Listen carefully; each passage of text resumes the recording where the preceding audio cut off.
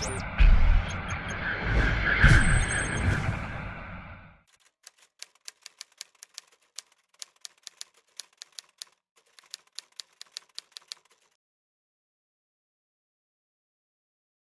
thank you for joining. Thank you for asking me.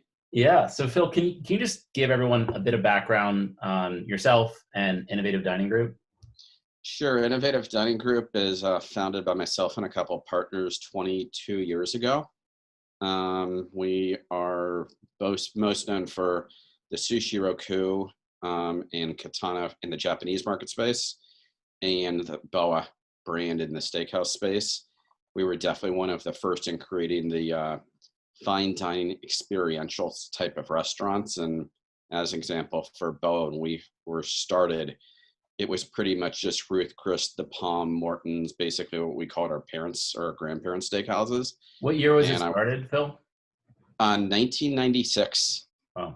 And we did our first sushi roku for $500,000. And basically, I went and looked at Nobu and said, let's do something a little cooler and hipper than Nobu was doing when he actually really just had Matsuhisa in LA and Nobu in New York.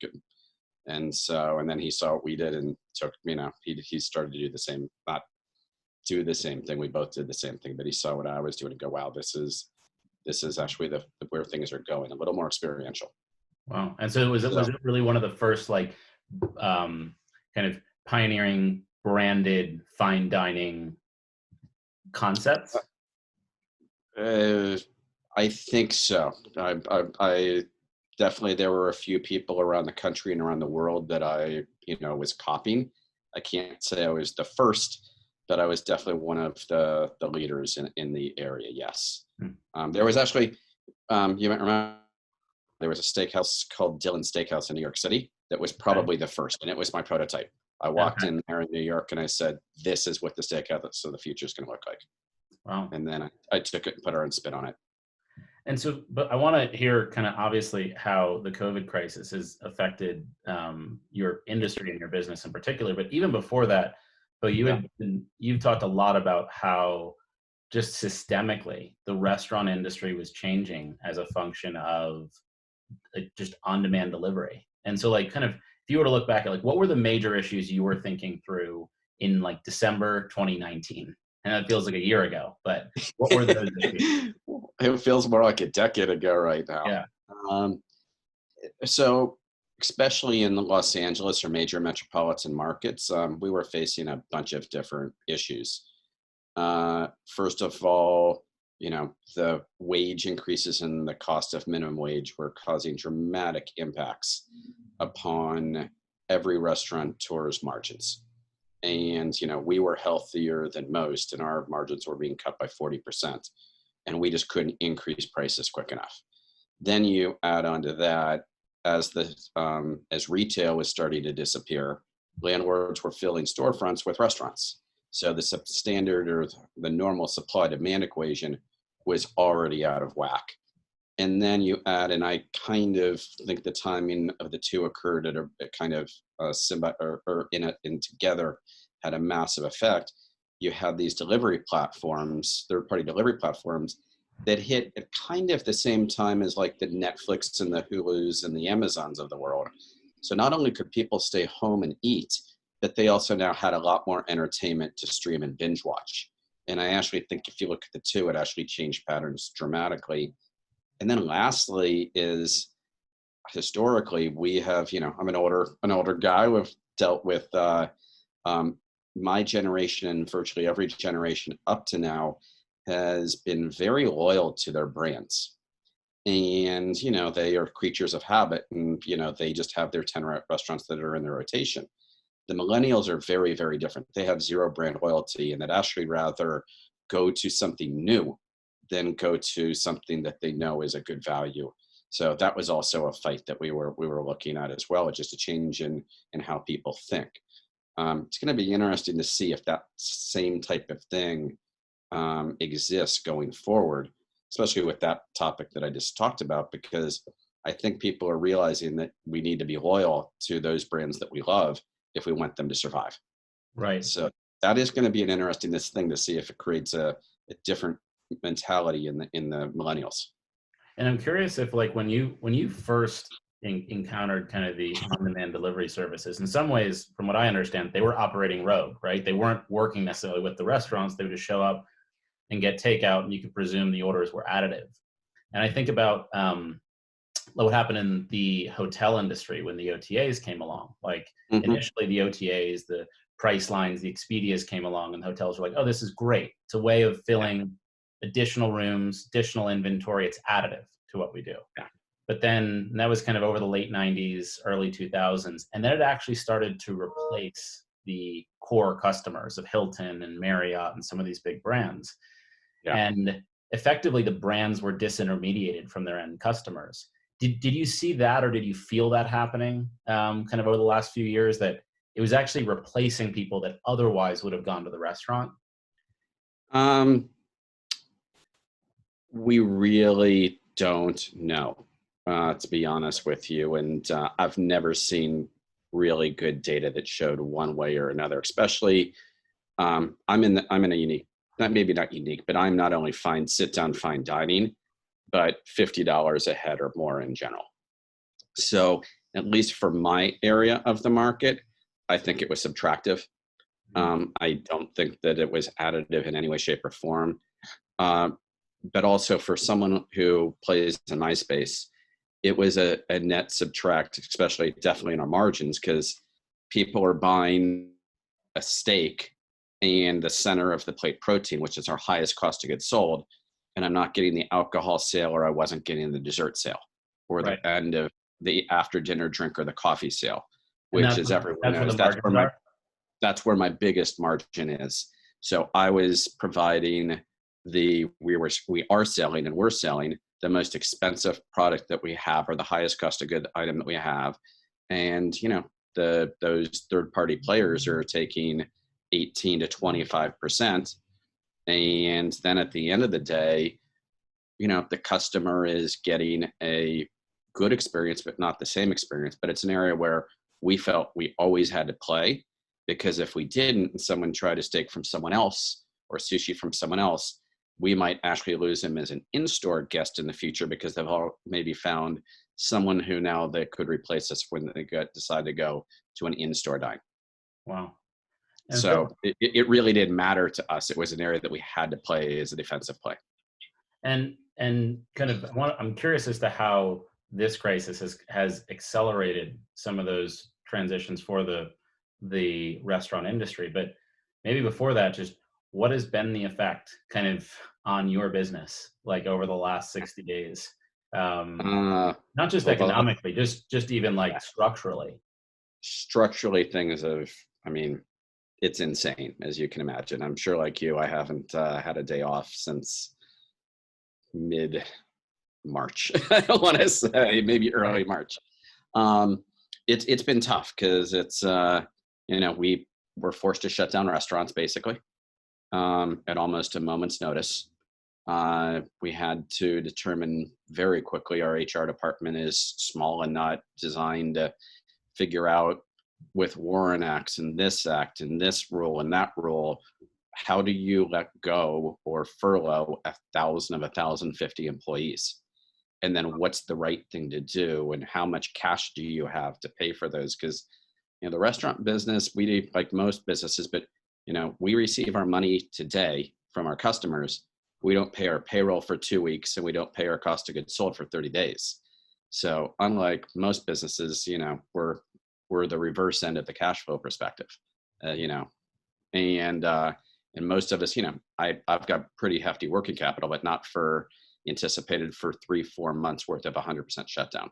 So that was the first ball. Is remember calling my CFO, and literally on a Sunday night said, shut down our bank accounts, literally lock them down. And I don't care who, every single payable done. And then we'll figure this out in a week or two, but we've got to protect and preserve cash. Like the big brands took down the revolvers and did pretty much the same thing. Laying off people is really tough. My team works really, really hard for me and is incredibly loyal, and I want to be loyal to them. But then you also think about whether this lasts 30 days, 60 days, 90 days, you want to have the team who's available when you do or have the capability of reopening. Because they have the So skills and the competence and the familiarity uh, you need.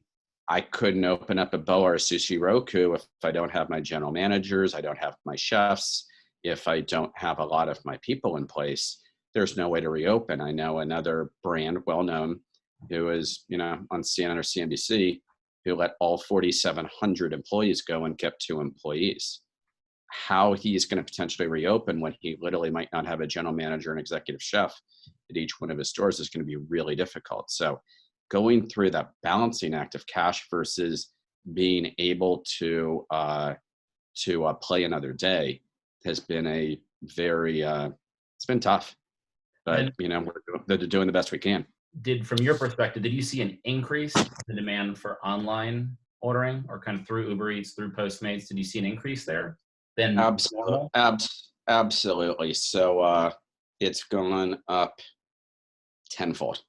Now, Wow. it used to be, for us, so I'll give you an example. One of our Boa steakhouses normally had $110 check average. A $12 million store, is now down by 94%. But that 6%, 1% used to be to delivery and takeout. It's now 6%. So, I'm seeing days that used to be $400,000 nights that are now $40,000 nights at my company. And I'm like, hey, that's great. But we've had to make lots and lots of moves in order to get there. Completely reworked it in our systems. We're streamlined menus, figuring out the 80-20 and making sure that we're only providing those products that people have been the staple for them. And then doing, like, we just launched an online market. So besides buying Boa, you can do Boa raw. So you can also get your raw steak or beef from us. You can also now get basically grocery items. So you can get your produce and your eggs and your dairy from us. The liquor laws have been changed, and you can now buy wine and beer and even mixed drinks from us. So we're selling prepackaged margaritas and martinis and things like that. But it's been a tremendous, my team has worked effortlessly, amazingly, and they've done a great job. But it's a daily thing of how do we optimize revenue or maximize revenue given what people are going through. And it's unique for us, and there's a lot of moving parts, but I think our team has done really well. But at the end of the day, people have also, they are longing for great food. So Passover and Easter, have come and gone, and we did specials for dinner for 4 for those. And we sold out on both of them. And people then called me or texted me or through social and thanked me genuinely. It's like, that was so nice to have a great feeling like home cooked meal. It's the first time we've done it in a long time. And so there's people who can. I think we're building real brand equity. I mean, providing a service to our guests, but I'm also hopefully building brand equity. And I think great restaurant companies will come out of this with stronger equity than they had before and stronger brand loyalty. And do you feel like, just looking at the on-demand delivery, do you feel like it almost accelerated, like we are today, where we would have been 2-3 years out from a volume perspective? And does that in turn accelerate how you're thinking of positioning IDG for the future? Like, does it really change how you think about the form factor of your business? Absolutely. We are, I just got done touring a couple cloud kitchens. We'll probably be signing leases in the next 24 hours on a couple of those. But on top of that, absolutely, we're looking at a couple of our restaurants. Like, I've got a restaurant in Newport Beach and one in Pasadena. I think that I'll probably be doing, and those are sushi restaurants. I'll be doing Boa out of those very, very shortly. And then where I've got talent that might not reopen, we're absolutely looking at those type of things. So but it's an ever evolving world too, because I don't really know if this is how long this is going to last.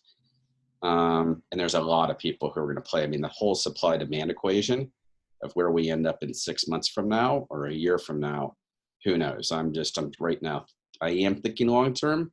I've got a plan ahead team, but I'm still playing, the short game at this point in time. Yeah. How do you think, I'm curious, this is something I was talking to one of the companies actually in the cloud's kitchen space about, is like, and traditionally you think of, if you kind of use a standardized business model for the restaurant industry, there's brand, right? There's kind of the brand of the restaurant, the store where you're actually buying and consuming the product, and then the factory, the making of it. And traditionally they were all one. The brand, you walked into a BOA, you ate there, and it was actually made there. But it almost feels like what's happened with online ordering is that you've abstracted the three things, meaning you can actually make the food hypothetically anywhere as long as you can get it to the customer within a reasonable time frame. The store is effectively now, in some cases, the apps, right? And it can be totally abstracted. Like I know that there's places I've ordered from on Uber Eats that do not have physical stores. They're completely virtual, and there's no storefront. And then brand, it seems like, is the persistent thing. And you were just talking about that having the BOA brand and kind of the quality that conveys and the meaning of that for customers that are familiar with eating in your restaurants, that's persistent. How do you think about that playing out like 5 years into the future?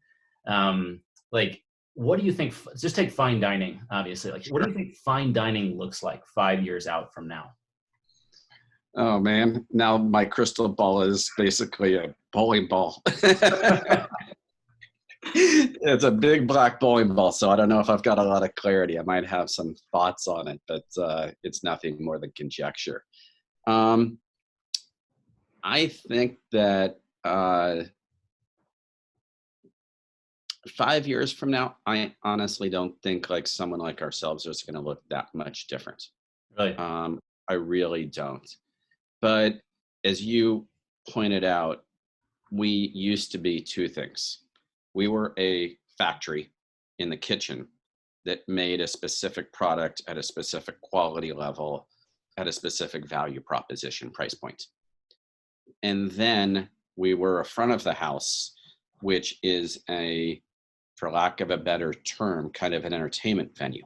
Mm-hmm. And obviously we were both. And there's some restaurants that are incredibly, and every restaurant found their own level of balance of this, are they about the entertainment value at the front of the house and not really caring and the food was good enough? Or were they really about phenomenal quality food and the front of the house was, again, good enough? Or what the balance is? That front of the house equation or that entertainment value is completely gone now, at least at this point in time.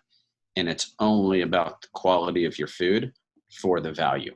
There's also, yes, we're all working on brand new packaging, because now that entertainment value or the brand value is not just the quality of the food, but does it come in a pretty box? Right. Is the packaging good? And we have gone to incredibly high quality packaging and stuff like that. And I've got product hopefully being, shipped out of Spain in the next week or two to up that ante. But that's been completely removed, bifurcated, that it used to be together. And then the whole third party delivery is something that I can't really control at all. So it's just hopefully going with the best player and just doing what I can, which is making sure that when it hopefully gets to the customer, that I've got the best packaging and the best product at my price point that I can possibly be, so that I'm the winner in that delivery game when some random person is for Postmates, Uber, whoever, delivering that product. Now, we are absolutely looking at coming up with brand new concepts. Like restaurant brands? So we are looking at coming up with brand new restaurant brands for sure.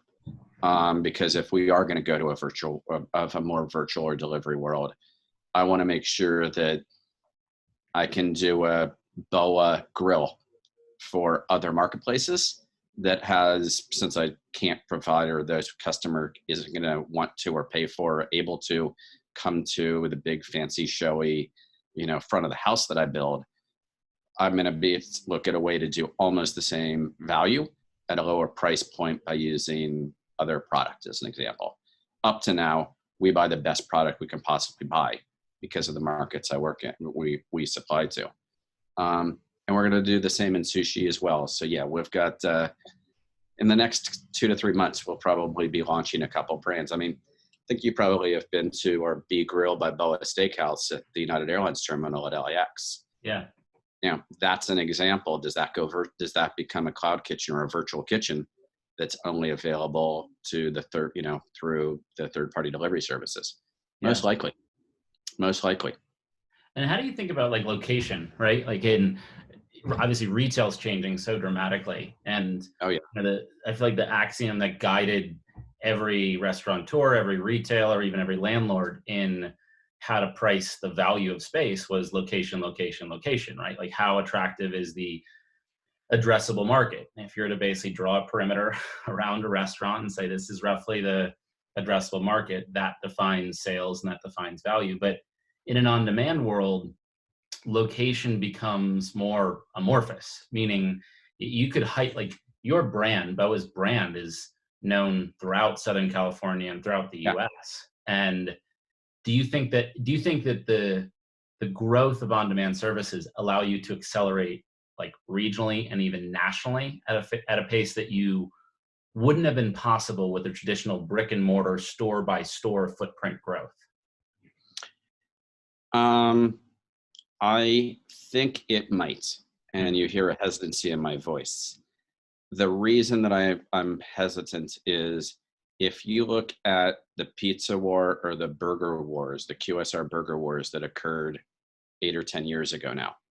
I don't even know about what were the burger wars? So, Umami Burger versus Shake Shack versus whatever. Every city had their own, or 800 Degrees versus Blaze versus Pizza Rev. Every city had their own local burger chain that was going to expand locally and then go nationally. What happened though is for 90% of these players, not all of them, obviously Shake Shack maybe won or came out looking great, but for most of those players, by the time they looked from going to LA to Vegas, the Vegas market already had its hometown favorite.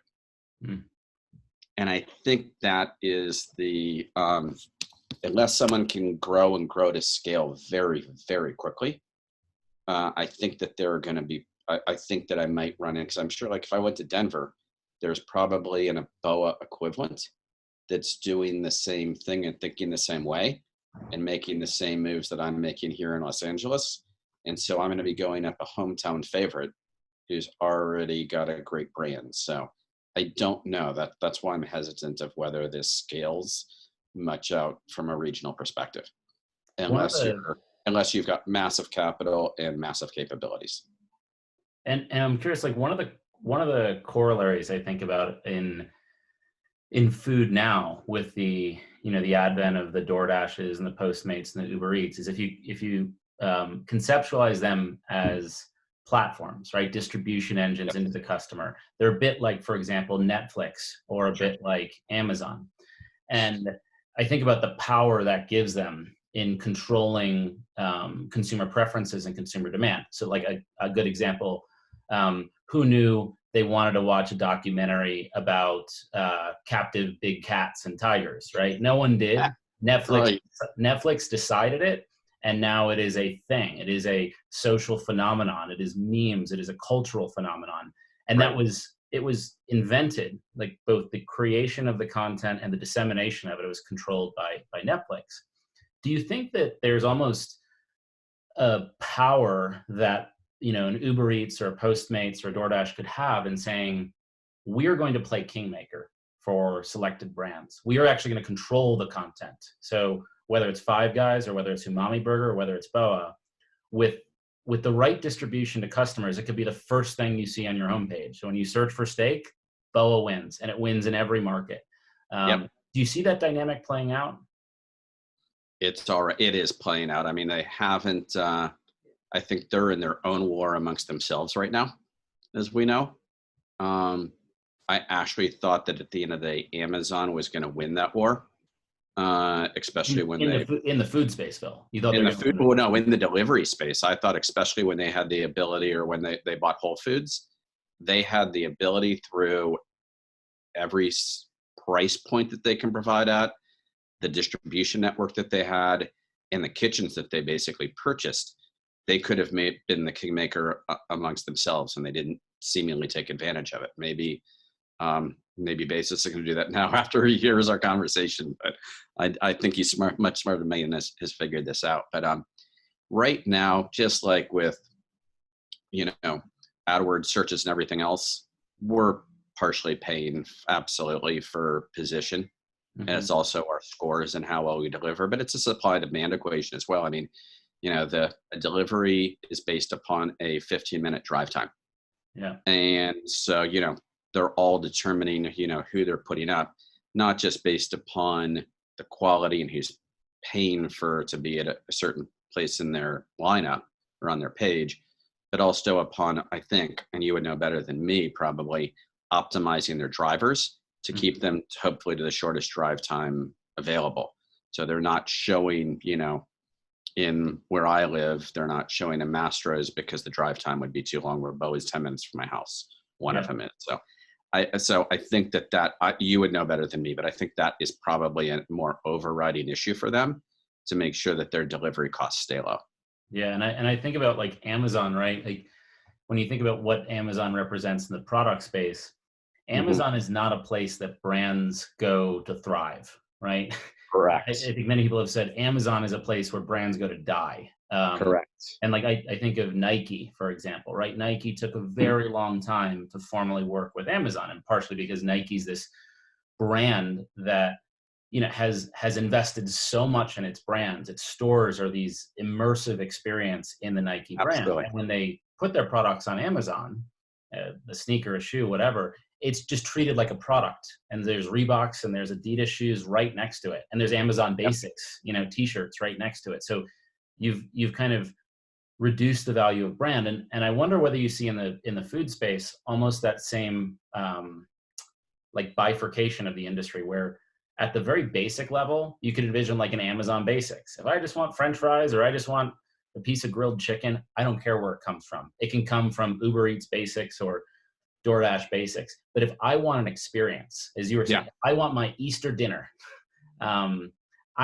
I want a branded experience. I want something that is as immersive as I can get while still being delivered. It almost seems like you could see that in the space, just like commodity products and commodity foods versus branded, experiential, high price point foods. Absolutely. And when we see that, companies like mine, and a lot of, not only mine, but we've seen, Amazon has the ability to destroy entire industries if they want. Yeah. Right. And they could, if they decide to take that tact. Because honestly, they have every ability to buy the same product that I buy and sell it at a much lower price point than I possibly can. Yeah. So if they decide to take that tact, it's going to be a scary day. And it's a little bit for virtually any restaurant brand, even they could copy a Wendy's hamburger tomorrow, right, and come up with their own competition. And we know that they could do it at zero profit to a negative profit, and wipe out and win the burger war if they so choose. And especially if they've got a long game in mind, which they do. Yeah. And it's almost like that's where the analogy to content kind of breaks down, right? Like if you're deciding between HBO and Amazon and Netflix, there, like Friends, I think of the franchise Friends, like wherever that is, wherever that's available, people are going to watch it, and you can't recreate Friends. People want to watch that sitcom, and they're going to want to see old episodes. So if you have that, it's a draw for all your other kinds of content.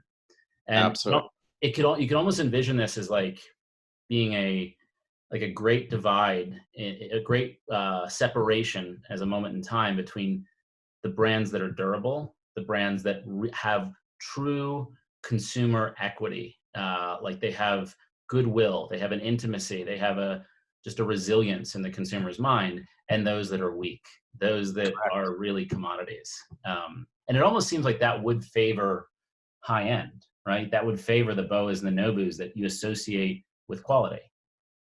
That's I would agree with you on that. I am, and maybe because I play in the space, I'm a little more optimistic about our area of the restaurant industry than some of the other areas.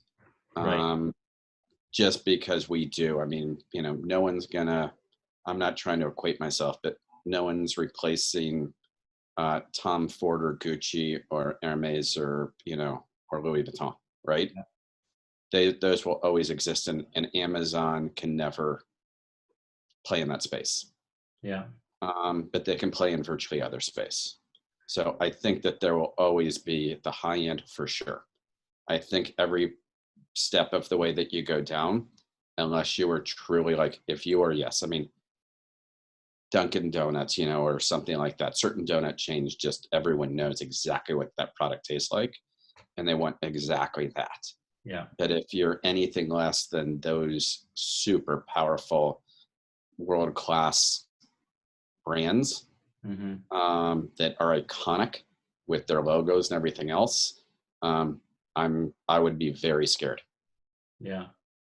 Last question. I'm just, because I know that you've store formats all over, and when I think about like a mall, right, a traditional mall, which is arguably the most existentially threatened industry or business model as a result of this, both because there was this kind of preceding crisis around just e-commerce taking market share from offline retail. But what I noticed in malls over the last like 5 years is that while the inline stores were thinning out, the food courts were growing. And you made this comment about there's just an oversupply of new brands. But the food courts were always filled, right? So even if the inline stores weren't, the food courts were the draw. Do you think that like the concept of food courts continues as one, a driver for malls, but even a concept in its own right, like Italy, right, in the Century City Mall? Do you think that persists?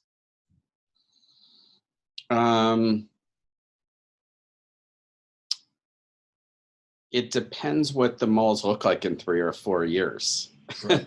And what I mean by that is,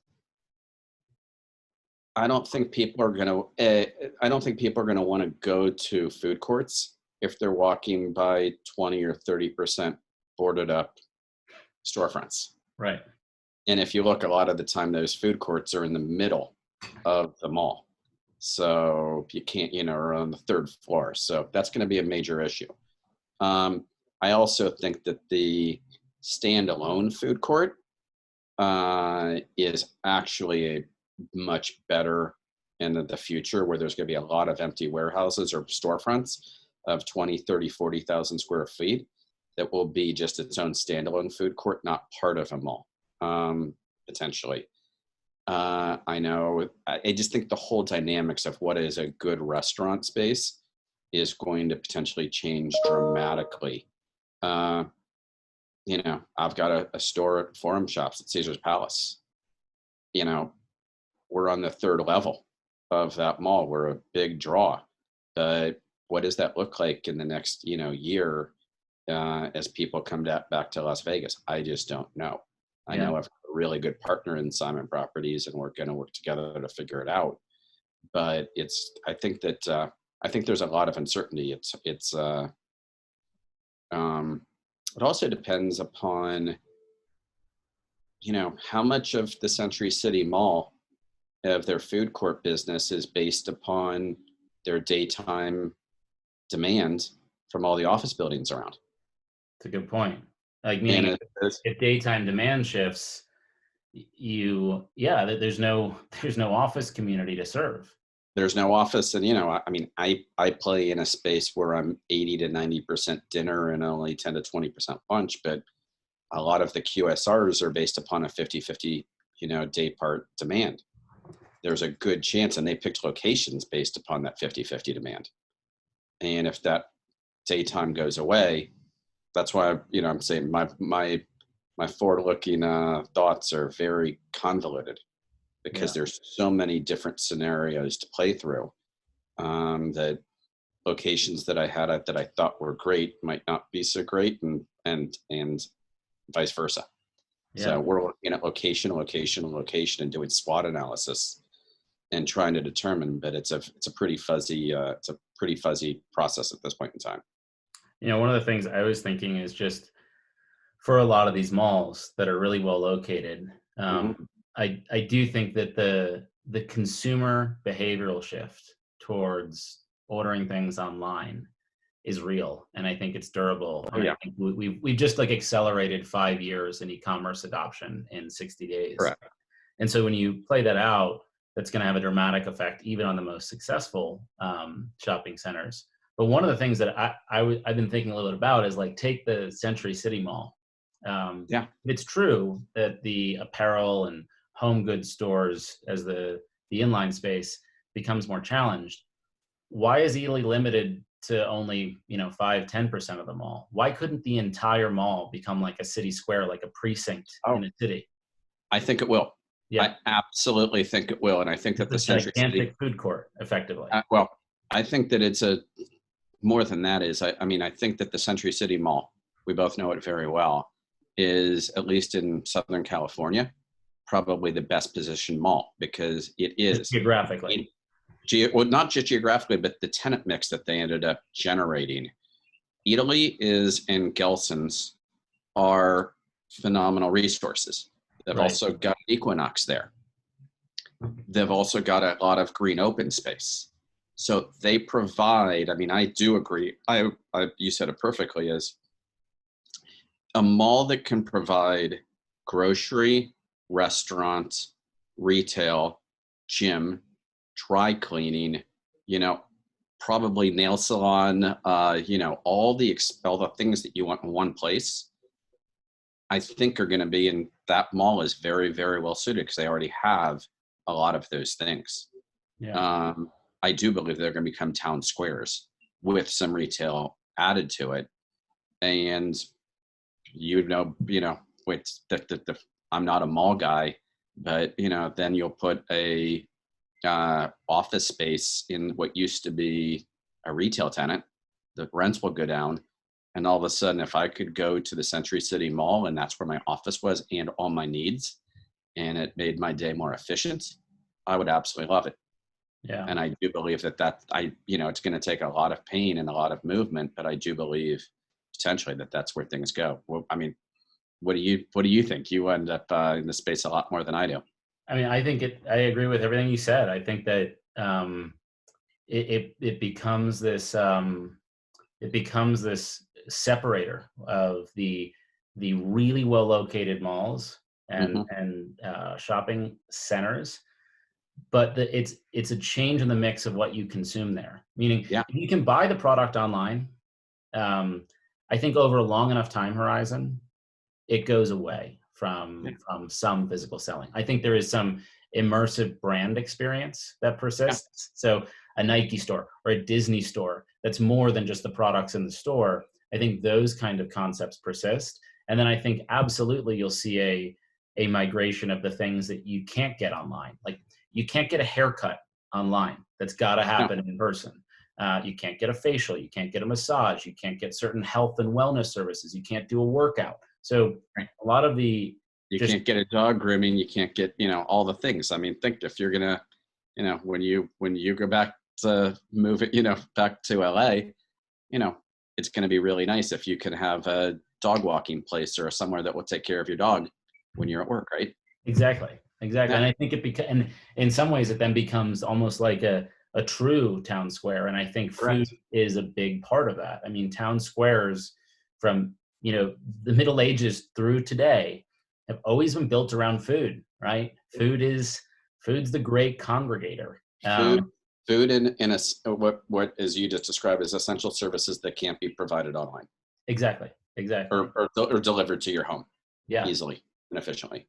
And you could envision that kind of center serving much larger geographies, right? So it feels like in the decades before, it was like, you had a shopping center to serve this 3-mile radius, and then one over here to serve this 3-mile radius. But with on demand, you might just need one truly exceptional one.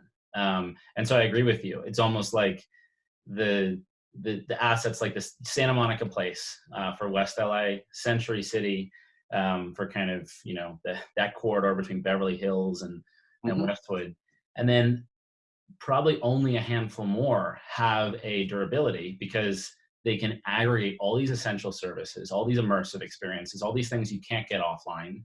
Correct. And the rest of the time, they just become distribution hubs, right? For everything Correct. else. So. The durability is for sure what I think some mall owners and developers understand this, and I know for sure some don't. The big driver for my industry, unlike a lot of traditional retail, is we can't, and it happens all the time when I'm looking at real estate and retail leasing agents try to point me in a direction, go, this is going to be great in 5 years. And I was like, well, that would be true. I'd love to own the real estate, but as a restaurant, I have very, very high fixed dollar labor costs from day one. I got to make a buck now.